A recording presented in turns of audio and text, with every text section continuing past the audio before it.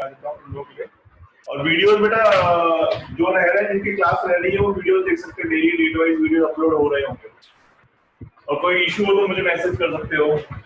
आगे आज की क्लास ये भाई डायग्राम में टेक्स्ट बुक से देख के अच्छे से डायग्राम बना लो।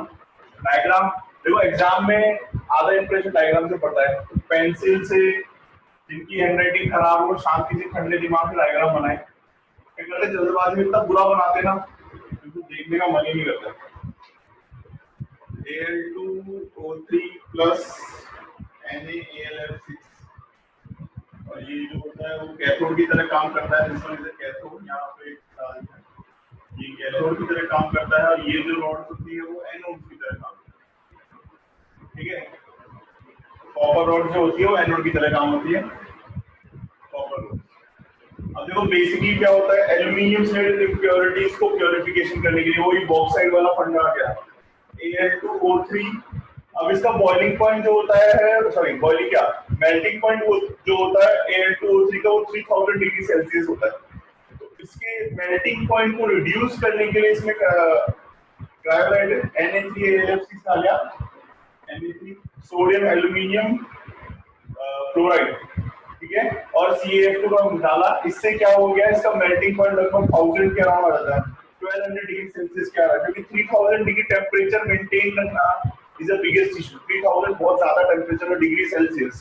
तो क्या करते हैं, ये वाला जो डाल रहे हैं Na3AlF6 और CaO2 डाल रहे हैं, उसका मेल्टिंग पॉइंट के अंदर रिड्यूस करने के लिए ये वाला कॉम्प्लेक्स डाल रहे हैं। उससे क्या होगा, इसका मेल्टिंग पॉइंट क्या होगा, रिड्यूस हो जाएगा। पहला फंडा ये वाला क्यों डाला, ये तुम लोगों को याद, ये रट्टा मारने का चैप्टर बेटा कहीं ना कहीं लिखते जाओ, डायग्राम बनाते जाओ, पॉइंट्स में लिखते जाओ। इसके नोट्स में आज भेज दूंगा और कल टेस्ट के लिए प्रिपेयर रहना। बाकी जो जनता नहीं आ रही है, एक दो बच्चे नहीं आ रहे, 2 3 4 नहीं आ रहे, देखते हैं उनका क्या इशू है, सॉल्व करते हैं। अपन तो दे दो टेस्ट, सुबह रख ले 10 से 11 सही टाइम है, एक एवरेज टाइम है, उसमें तुम दे सकते हो। ठीक है, कैथोड अब वही देखो इसमें क्या होता है, ये वाला फंडा तुम्हें समझ में आ गया क्यों डाला। अब आगे इसमें पहले रिएक्शंस लिख रहा हूं। आगे देखो सिंपल फंडा है, एनोड पे ऑक्सीडेशन, कैथोड पे reduction. Al+3 electron Al release हो गया, जिसमें से कैथोड। देखो कैथोड पे हमेशा क्या होता है, कैथोड पे हमेशा कैथोड पे रिडक्शन होता है, रिडक्शन में इलेक्ट्रॉन साइड होते हैं। ठीक है, दूसरे फंडे में क्या होता है, कोक डाला, एनोड पे क्या होता है, ऑक्सीडेशन होता है। 2 रिएक्शन दे रखी है, टेक्स्ट बुक से ही समझा रहा हूं मैं, एनसीईआरटी में टेक्स्ट बुक, कोई दिक्कत नहीं है, बराबर है। O-2 एक तरफ क्या हो जाएगा, CO+2 इलेक्ट्रॉन, CF दे रखा है, C+2 ये हो जाएगा CO2+4 इलेक्ट्रॉन। जनरली अगर ऑक्सीजन एक्सिस में अवेलेबल है तो कार्बन डाइऑक्साइड ही रिलीज होती है, और ऑक्सीजन कम क्वांटिटी में अवेलेबल है तो कार्बन मोनोऑक्साइड के फॉर्म में गैस रिलीज हो जाती है। ओवरऑल रिएक्शन जो बात करें, ओवरऑल रिएक्शन बुक में दे रखी है इस तरीके से, 2Al2O3 प्लस कोक, मैं कंबाइंड रिएक्शन लिख रहा हूँ, बैलेंस जो बुक से लिख रहा हूँ, 3 4 रिएक्शन दे रखी है। प्योर फॉर्म में एल्यूमिनियम बन गया और CO2 क्या होगी, रिलीज। और प्रोसेस में क्या होता है, एल्यूमिनियम की प्योरिफिकेशन के लिए इस्तेमाल कर रहे हैं। ये जो कंटेंट डाल रहे हैं वो बेसिकली उसके मेल्टिंग पॉइंट को क्या कर रहा है, रिड्यूस कर रहा है, वरना 3000 की जगह 1200 डिग्री सेल्सियस पे काम हो जाता है अपना। फिर वही अब एल्यूमिनियम ऑक्साइड है, ये देखो एल्यूमिनियम ऑक्साइड Al2O3 वाली रिएक्शन, एनोड पे कैथोड पे क्या हुआ, रिडक्शन हुआ, रिडक्शन हो गया। एनोड पे क्या हुआ, ऑक्सीडेशन हो गया। इन्होंने फाइनल रिएक्शन इस तरीके से, ये बैलेंस नहीं है, ऊपर वाले से कंपेयर मत करना, लेकिन ओवरऑल क्या होता है, प्रोडक्ट में एल्यूमिनियम बन गया, कार्बन डाइऑक्साइड गैस रिलीज हो गई at the form at anode, और क्या हो गई Al2O3, और कैथोड पे क्या हो गया, रिडक्शन हो गई। कैथोड, ये एनोड, ये ओवरऑल रिएक्शन। बैलेंस करने की जरूरत नहीं है, टेक्स्ट बुक के हिसाब से लिखी से हो जाए बैलेंस करती है। आई होप ये वाली बात समझ में आ रही होगी। आज काफी बच्चे, मजा नहीं आ रहा, जनता एब्सेंट है, कोई ना, देखते हैं। ठीक है, एनोड पे ऑक्सीडेशन, कैथोड पे रिडक्शन, इस तरीके से आपका प्रोसीजर चलता है। आई होप ये वाली बात समझ में आ गई होगी। ठीक है, इस तरीके से आप लोगों को करना है ये वाला all anode process, text book से लिखो, नोट्स में भेज दूंगा। ओवरऑल रिएक्शन ये फंडा, फिर एनोड पे ऑक्सीडेशन, कैथोड पे रिडक्शन, और वो ओवरऑल रिएक्शन पे तुम्हें एक्सप्लेन करना है कैसे। इसमें डायग्राम और रिएक्शन तुमने नहीं लिखी तो बीच में देखो ये दोनों अगर अच्छे से लिखाए ना टीचर, दो चीज चेक करेगा, डायग्राम बराबर है, ये बराबर है, एक ही जगह से फॉर्मूला चेक कर लेगा बस। क्योंकि थियरी में तो तुम वही लिखोगे अपने मनगढ़ंत कहानियां, तो मनगढ़ंत कहानियों का तो मतलब नहीं है, और ओवरऑल चेकिंग में ये क्रॉस चेक करूंगा, अगर ये बराबर है तो बोलेगा चलो हाँ सर इसको आता है, है, ये वाली चीज क्लियर है, इसमें इतना ही है बस। अब आगे एक और दे रखा है कॉपर एट लो ग्रेड और एंड स्क्रैप, इसका कुछ और फंडा है वो बता देता हूं मैं। ठीक है, इसे रब कर रहा हूं मैं। आई होप ये सब समझ में आ गई होगी सबको। नोट्स मैं भेज दूंगा आज इसके। और कल एक छोटा सा टेस्ट जैसा आपने डिस्कस किया था 10 से 11 रख लेते हैं, जितना है उतना दे दो बेटा। पॉजिटिवली ट्राई करो, सॉलिड स्टेट और solution 20 question 10 question solid state 10 state question solution. Next heading है अपनी जो दे रखी copper from low grade and ores of scrap. इसमें देखो कुछ भी नहीं है,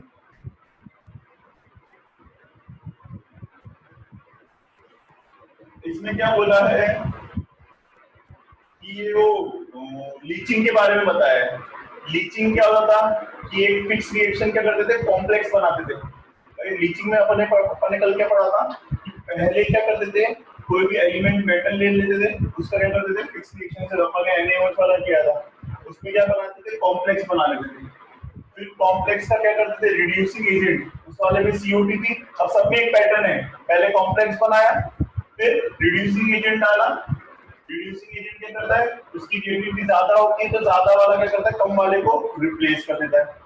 फिर नेक्स्ट पॉइंट क्या हो जाता है, उसके बाद उसको क्या कर लेते हैं, अगर इसमें क्या होता है रिड्यूसिंग एजेंट डालने से प्रेसिपिटेट फॉर्म बन जाता है जनरली, और उसको क्या कर लेते हैं, अगर पानी बच गया है तो पानी को निकालने के लिए वेपोराइज करें भाई, यहीं पे भी प्रोडक्ट बन जाता है तुम लोगों का लीचिंग के अंदर। लेकिन अगर पानी बच गया तो हीटिंग करके उसको सेपरेट कर लेते हैं, सीधा पड़ता है। तो इन्होंने यही दे रखा है बुक के अंदर, इम्प्योर मेटल इज, अब मैं रेफरेंस से पढ़ रहा हूं, लोगों को नोट्स भेज दूंगा मैं। इज अ सॉल्युबल कॉम्प्लेक्स, वही वाला बताया मैंने, soluble complex in the subjected replacement of more reactive metal where pure metal is obtain. क्या करते हैं, एक ज्यादा रिएक्टिव मेटल से क्या करते हैं रिप्लेस कर देते हैं। This method is leading done by acid and hydrogen gas is passed through this method। इन्होंने जो रिएक्शन दे रखी है ना बुक के अंदर, ये कॉपर वाली रिएक्शन दे रखी है, Cu+2 + H2 जो दे रखा है रिएक्शन के अंदर, Cu+2H+ दे रखी है। तो देखो 2H+ वही एनोड पे ये ज्यादा रिएक्टिव क्या कर रहा है, यहाँ पे हाइड्रोजन ज्यादा रिएक्टिव कंसीडर हो रहा है। Cu+2 से क्या हो गया, Cu मेटल प्योर फॉर्म में मिल गया। कैथोड पे देखो देखो दोबारा से देख लो, कैथोड पे क्या हुआ, रिडक्शन हो गया, Cu+2 इलेक्ट्रॉन तुम्हारा प्योर मेटल Cu मिल गया, और एनोड पे 2H+ का प्रोसीजर चलता रहा। ये ओवरऑल रिएक्शन लिखी है विद रिस्पेक्ट ऑफ हाइड्रोजन। बस एक ही लाइन दे रखी है और कुछ भी नहीं दे रखा। इसे हाइड्रोमेटल एलर्जी क्यों बोलते हैं कि पानी की प्रेजेंस में होता है। Low grade it is leached by using acid and bacteria in the solution of Cu treated with the scrap iron and H2। अपन ने क्या था पहले वाले में याद है, उस वाले में CO2 गैस फ्लो करी जो मेरा लास्ट लेक्चर अटेंड किया था, इस वाले में क्या किया मैंने H2 गैस फ्लो करा दी। दैट्स इट, इतना ही एक्सप्लेनेशन है और कुछ भी नहीं दे रहा। ठीक है, तो इसमें कोई ज्यादा एक्सप्लेनेशन नहीं है और इसके नोट्स में तुम लोगों को प्रॉपर्ली भेज दूंगा। आगे देखो बुक में एक और रिएक्शन दे रखी है पीछे, ये लास्ट ईयर के स्टेट बोर्ड के एग्जाम में रिएक्शन पूछी थी। उन्होंने क्या बोला, explain leaching with the respect of AU क्या होता है, अर्जेंटम एयू गोल्ड होता है, हाँ with the respect of gold. पूरा प्रोसेस बच्चों ने क्या किया, वो पीछे वाली रिएक्शन लिख दी एल्यूमिनियम वाली, पीछे वाली जो भी थी अपने पास ना एल्यूमिनियम वाली, शायद हाँ एल्यूमिनियम वाली रिएक्शन लिख दी। लेकिन उन्होंने सिर्फ रिएक्शन लीचिंग प्रोसेस वही था। देखो उन्होंने वही बुक में से एनसीईआरटी की बुक में से बता रहा हूँ, ये रिएक्शन वही है। अपन ने क्या किया, सूटेबल सॉल्वेंट लिया, जो भी उन्होंने लिया NaCN ले लेते जनरली, तो ये डायरेक्ट रिएक्शन लिखी थी। जिन बच्चों ने रिएक्शन नहीं लिखी ना उनके 2 मार्क्स वहीं पे कट गए। 3 मार्क्स में पूछा था ये लीचिंग बोर्ड के अंदर, स्टेट बोर्ड के एनसीईआरटी में, बोर्ड के रिस्पेक्ट में, शायद लास्ट ईयर या इससे लास्ट ईयर किसी में तो पूछा, लेकिन पूछा बोर्ड के रिस्पेक्ट में था। अब जिनको रिएक्शन ही याद नहीं, कहानी खत्म हो गई, मार्केट से उसी लोग समझ गए। और ये O2 गैस ये वही करा है, एक फिक्स सॉल्वेंट में डिसॉल्व कराया, और देखो तुम मोटा मोटी इंपॉर्टेंट बात देख लो, ये तुम्हारा बना AuCN, ठीक है AuCN2, ये एक्वा से बना और ये OH की फॉर्म में चल रहा है। पहला वही अपन ने पहले NaOH डाला था, इस पर NaCN डाला, NaCN से क्या बना, एक कॉम्प्लेक्स कंपाउंड बन गया, और कॉम्प्लेक्स कंपाउंड को क्या किया, एक ज्यादा रिएक्टिव एलिमेंट ने क्या किया, कम रिएक्टिव हो गया, जिंक डाल के मैंने क्या किया, इसमें जिंक ऐड कर दिया एज ए रिड्यूसिंग एजेंट। पिछले वाले में अपन ने CO2 ऐड करा था, जो मेरे रेगुलर क्लास में आ रहे हैं उन्हें ही खबर पड़ रही है, बाकी सब कौन से जा रही है। Zn डाल दिया, Zn डालने से प्रॉब्लम सॉल्व हुई, उसने क्या किया, उसको रिप्लेस कर दिया, तो तुम्हारा 2Au मिल गया प्योर फॉर्म में। हर बार प्रेसिपिटेट को हीट करने की जरूरत नहीं, डिपेंड करता है प्रेसिपिटेट। और तुम्हारा क्या बन गया कॉम्प्लेक्स के फॉर्म में ZnCl4। ये क्या हो गया सर्किट। ये लीचिंग वाला प्रोसेस ही टेक्स्ट बुक के अंदर, कोई बड़ी बात नहीं। वही कॉम अपन ने एनए से इसमें सीएन डाल दिया, NaCN डाल दो, कुछ भी डाल दो, एक कॉम्प्लेक्स बन गया और रिड्यूसिंग एजेंट डाला। उधर CO2 फ्लो है, इधर रिड्यूसिंग एजेंट के लिए मेटल पे डिपेंड करता है। यहाँ पे AU का रिप्लेसमेंट जिंक ज्यादा रिएक्टिव, ठीक है, फिर रिएक्शन करा यहीं पे। और उसमें थर्ड स्टेप में हीट कर रहे थे प्रेसिपिटेट को वाटर से रिमूव करने के लिए, लेकिन हीट करने की जरूरत नहीं। बात खत्म। आई बात समझ में? ये पूरा रिलेट कर रहा है लीचिंग वाला प्रोसेस, सिंपल सा फंडा है, कोई भारी काम नहीं है। तो आई होप ये वाली बात समझ में आ गई होगी। नोट्स में तुम लोगों को भेज दूंगा।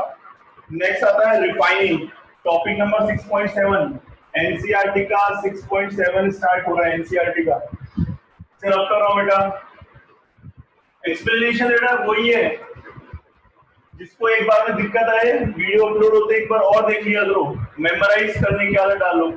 और जो बच्चे 11th में माशाल्लाह कोरोना की वजह से पास हो गए हैं, वो ध्यान रखना 12th में कोरोना नहीं, मतलब 8 महीने है, प्रॉब्लम सॉल्व हो जाएगी। ये मत सोचना कि बोर्ड एग्जाम नहीं हुआ। रिटर्न प्रैक्टिस करना, अगर तुम लोग केमिस्ट्री पढ़ के याद कर रहे हो ना, जितना चाहे उतना जोर लगा लो, नहीं याद मैं स्ट्रेट फॉरवर्ड। नेक्स्ट जो टॉपिक है वो है रिफाइनिंग। केमिस्ट्री को पढ़ के नहीं, पढ़ने के बाद लिखना जरूरी है। जिन्होंने लास्ट ईयर में से पढ़ा है वो जानते हैं कि सर पहले लिखवाते हैं फिर बात करते। रिफाइनिंग, अब रिफाइनिंग के देखो कैसे कैसे प्रोसेस है। सबसे पहला बता रहे हैं अपन को वेपर फेज रिफाइनिंग, ये तुम लोगों के अलग से आएगी, ठीक है, मैं तुम्हें एक्सप्लेन कर दूंगा। उसमें पहला प्रोसेस तो तुम्हें डिस्टिलेशन एक्सप्लेन करते हैं। पहला देखो, इसमें दो मेटल दे रखे हैं एग्जाम के लिए, मैंने मेरी बुक में स्टार बना रखा है। कैसे? This is very useful. Distillation में क्या होता है, जिनका मेल्टिंग पॉइंट, सर जिनका बॉइलिंग पॉइंट, ये बॉइलिंग से रेडिएंट इम्प्योरिटी दे रखी है ना, जिंक और मर्क्यूरी। जिंक और मर्क्यूरी एग्जांपल में दे रखे हैं जो बॉइल करके सेपरेट हो सकते हैं। तो एग्जाम में क्वेश्चन क्या आएगा, 1 मार्क्स का क्वेश्चन, जो बच्चों को पता भी चलेगा कहां से आया। Which is metal? Which metal? You write a one name of a metal which is used impurities removed by the distillation method. तो जिंक और Hg, ये मेटल की प्रॉपर्टी है कि डिस्टिलेशन में काम में आते हैं। ये तुम लोग को याद करना पड़ेगा। और एक जिसको जिंक और Hg याद नहीं है, क्योंकि लास्ट ईयर एमसीक्यू पैटर्न था और इस साल सीबीएसई में 20 मार्क के एमसीक्यूज हैं और स्टेट बोर्ड में वो 16 मार्क 11 मार्क वाले क्वेश्चन बेसिकली एमसीक्यू कंसीडर होते हैं। तो यहाँ पे वो सीधा सीधा 1 मार्क का क्वेश्चन है जो आराम से, ये भारी क्वेश्चन है, बच्चों को तुक्का मारना पड़ेगा या तो याद होना चाहिए लेवल पे, ठीक है। डिस्टिलेशन में क्या करेगा, जो मेटल इजीली वेपराइज हो सकते हैं वहां पर ये वाला डिस्टिलेशन प्रोसेस इस्तेमाल करते हैं। सीधा सा पड़ता है, जो मेटल क्या कर रहे हैं, सब हो सकते हैं इजीली वेपराइज हो सकते हैं, वहां पर डिस्टिलेशन का प्रोसेस इस्तेमाल करते हैं, ठीक है। ये वाली बात समझ में आ गई, डिस्टिलेशन वाला फंडा। सिंपल सी एक लाइन दे रखी है, डिस्टिलेशन तुम लोगों को पहले से पता है। लिक्विफिकेशन कब इस्तेमाल करते हैं, लिक्विफिकेशन में जो क्या होता है, मैंने कोई भी स्लोप ले लिया इस तरीके से और यहाँ पे हीट मेटल को गर्म किया। अब इम्प्योरिटीज जो है वो इजीली मेल्ट नहीं होती है, तो क्या हुआ, प्योर मेटल मैंने स्लोप पे डाला, मेल्ट करके इम्प्योरिटीज, प्योर मेटल फ्लोट होके इधर की तरफ कलेक्ट हो गए कंटेनर के अंदर, और इम्प्योरिटीज जो रह गई यहाँ पे सॉलिड फॉर्म में ही रह गई, ठीक है, वो फ्लोट नहीं हो सकती, सीधा सा फंडा। तो इस तरीके से लिक्विफिकेशन का एग्जांपल जो दे रखा है, एक ही एग्जांपल दे रखा है, low melting point like a tin. Liquefaction जिनका मेल्टिंग पॉइंट कम है केवल उन्हीं में इस्तेमाल कर सकते हैं, एग्जांपल टिन, SN टिन। अब जिसको पता है कि एक ही मेटल दे रखा है तो ये रट्टा मारने वाला है, क्योंकि इसकी प्रॉपर्टी है, किसी का नेचर है ना, जब मैं नाचता हूँ मेरा नेचर है कि ऐसे क्यों नहीं किया वैसे क्यों नहीं किया, तो इसका नेचर है कि इसका मेल्टिंग पॉइंट क्या है। तो समझ में आ गई, आई होप ये वाली चीज क्लियर है, ठीक है। नेक्स्ट इलेक्ट्रोलाइटिक रिफाइनिंग, ये अपन ने बचपन में खूब पढ़ा है। मैं डायग्राम बनाया था, बुक में डायग्राम नहीं दे रखा, वही इलेक्ट्रोलाइटिक रिफाइनिंग सारा प्रोसेस जो रहा है एक ही उसमें हो रहा है। लिक्विफिकेशन और डिस्टिलेशन एग्जांपल्स को अंडरलाइन कर लेना बेटा, घर पे पढ़ते जाओ, वरना स्कूल खुलने के बाद जो जब भी खुलेंगे, भले तुम सोच रहे हो दिवाली, मैक्सिमम दिवाली मान लो अफवाहें उड़ने पे यकीन करे थे, लेकिन खुलेंगे तो सही कभी ना कभी। तो न्यूज़पेपर पढ़ा हुआ था, अपनी बुक पढ़ लो, सबसे ज्यादा प्रायोरिटी वही है इस टाइम।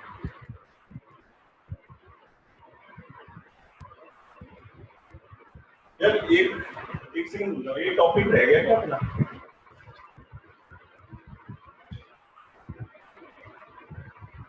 ये अच्छे से एक्सप्लेन नहीं हुआ यार।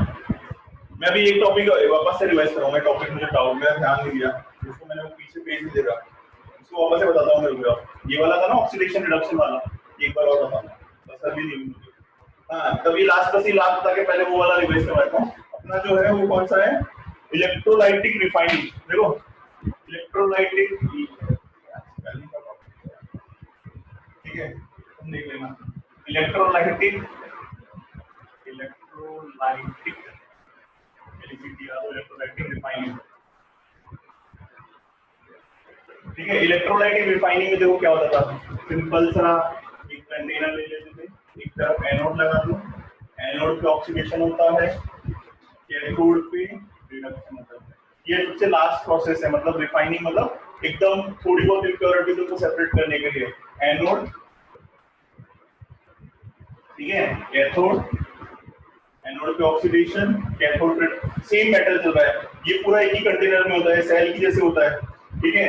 Anode plus charge, sir plus charge कैसे आता है? बैटरी के पॉजिटिव साइड से जुड़ा हुआ तो प्लस चार्ज, सीधा सा पढ़ना। एनोड, कैथोड, अब देखो एनोड पे क्या होता है? ऑक्सीडेशन, एनोड को ऑक्सीडेशन करा दो, Cu प्लस Cu से क्या हो जाएगा? कॉपर का करा जाएगा बुकन में, हाँ कोई भी मेटल का दे रहा है, कॉपर का दे रहा है, क्या हो जाएगा?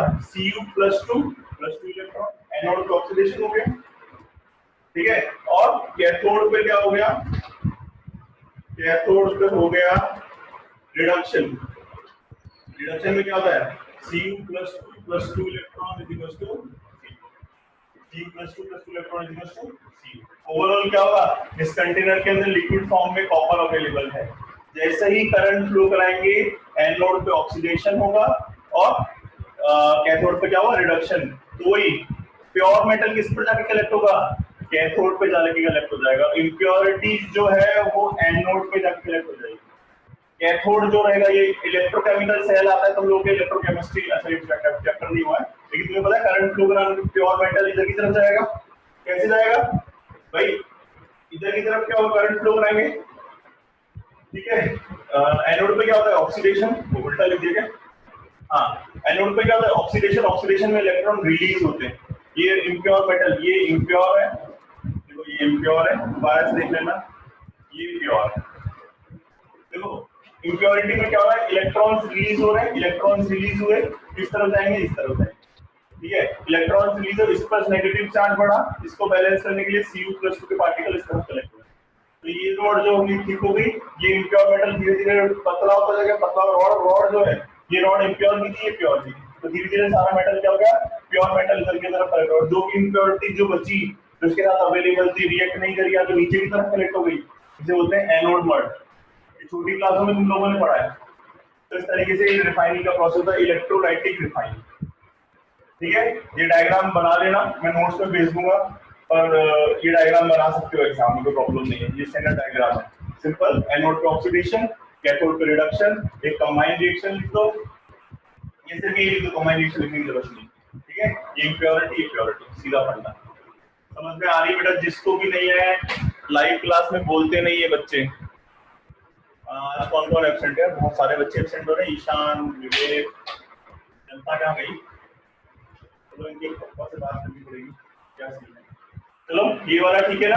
अच्छा अपना ये टॉपिक बेटा मैं एक बार और एक्सप्लेन करना चाहूंगा, जो मैंने अभी कराया ना ऑक्सीडेशन रिडक्शन वाला, मैंने देखा नहीं था इसमें, तो पीछे वाली बुक में ये टॉपिक क्या डिटेल में, ये टॉपिक नंबर 6.6 जो है मैं एक बार से फिर से एक्सप्लेन कर रहा हूँ, ठीक है, कैसे एग्जैक्टली काम करता है ना, वो मुझे सेटिस्फेक्शन नहीं हुआ, क्योंकि 2-4 लाइनें रह गई, तो पहले मैं समझा देता हूँ। 6.6 एक बार दोबारा से देखो, ये समझ में आ गया होगा।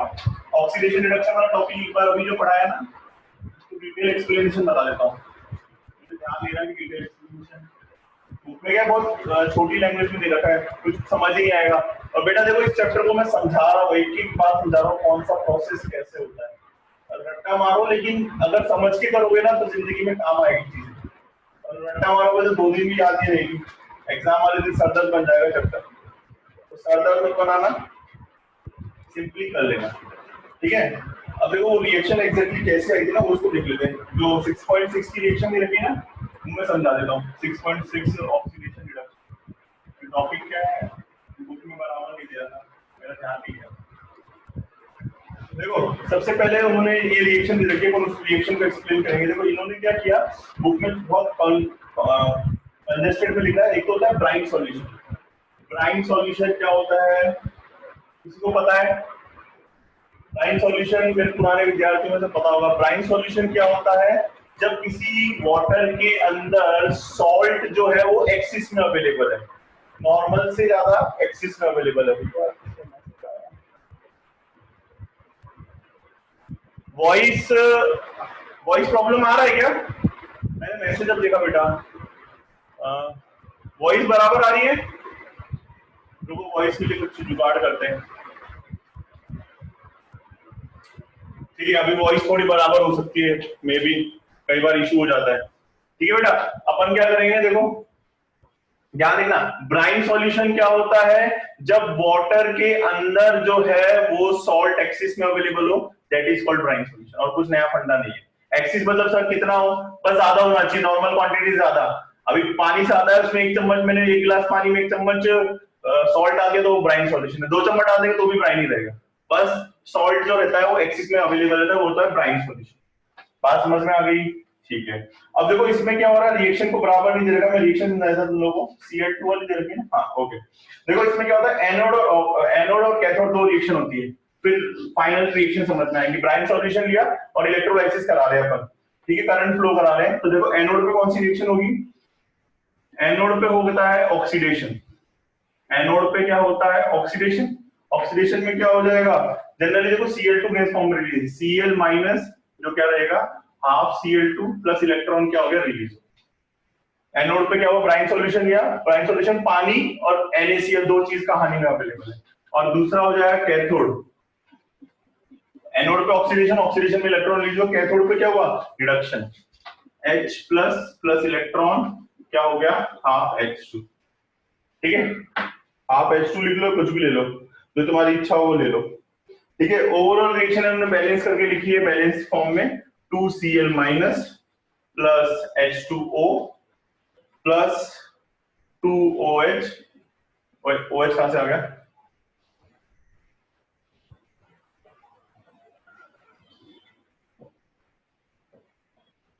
Na, हाँ ठीक है, 2OH में बता रहा हूं कैसे आया, और प्लस H2 प्लस Cl2। अब देखो दो, एक और इसके अलावा ब्राइन सॉल्यूशन में देखो क्या हो जाएगा, ये जो तुम्हारा H प्लस कैसे आया था, H2 वो क्या बनाता है, ब्रेक होके H प्लस और OH माइनस। कहानी में भी दो चीजें अपन लेंगे, एक तो ब्राइन सॉल्यूशन में NaCl अवेलेबल था, ये स्टार्टिंग में ब्रेक हो जाते हैं। ये दोनों कैसे ब्रेक होते हैं, ये ब्रेक होता है Na प्लस और Cl माइनस में, तो Cl माइनस ये वाला यहाँ पे आता है। और ये जो है H प्लस, ये H प्लस क्या होता है, ये यहाँ पे आता है। और ये NaOH क्या करते हैं, वापस से रिएक्ट कर लेते हैं। कहानी में जो बचा है ना OH, ये Na से रिएक्ट करके लास्ट में NaOH बना लेंगे। आउट के लिए कहते बेटा, ये फोन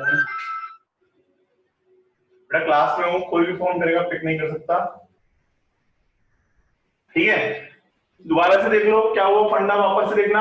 अपन ने क्या किया, मैंने दो चीजें ली थी, एक तो NaCl लिया था, वापस से लिख रहा हूँ। क्या बन रहा था, Na प्लस और Cl माइनस। कहानी के अंदर वो Na प्लस जो Cl हो गया वो वहां पे एनोड पे इस्तेमाल हो गया।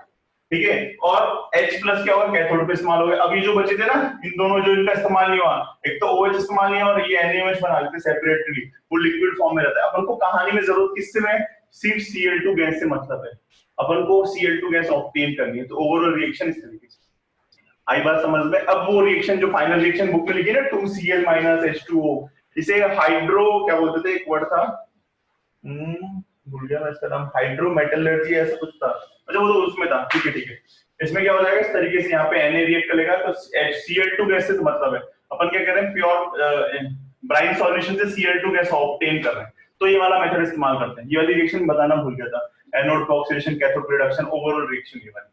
ठीक है, इस तरीके से काम करेगा। और एक लास्ट लाइन आपको दे रखी है, बुक में भी दे रखी है, मैं नोट्स में भेज दूंगा। Electrolyted of molten NaCl is also carried out, but in the case Na is not produced and not NaOH। उन्होंने क्या बोला कि अगर मैं, ये तो ब्राइन सॉल्यूशन है, अब उसने क्या बोला कि अगर मैं मोल्टन NaCl ले लूं, क्या मोल्टन NaCl ले लूं तो क्या फर्क पड़ेगा?